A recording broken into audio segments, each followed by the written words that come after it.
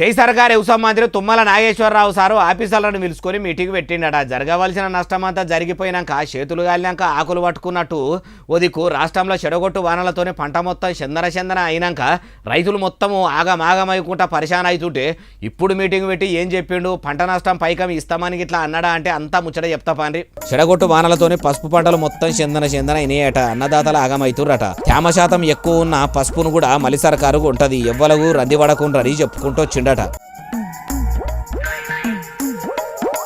అయ్యా వ్యవసాయ మంత్రి తుమ్మల నాగేశ్వరరావు సారు దిక్కు పసుపు పంటలే కాదు, అటు మామిడి తోటలు, వరి చేన్లు, మొక్కజొన్న చేన్లు కూడా మొత్తము గాలి దుమారాలకు రాలిపోయినాయి. అట్లా నష్టపోయిన రైతులందరికీ కూడా పంట నష్టం పరిహారము పాయమాలు గట్టిస్తేనే మంచిగుంటది. దిక్కు మీ చేయి సర్కారు వచ్చినాక అన్నదాతలకు తిప్పలైతే తప్పుతలేవు. యాళ్లకు పెట్టుబడి సాయం కింద ఇచ్చే రైతు భరోసా పథకం పైకం కూడా ఇయ్యకపోతిరి.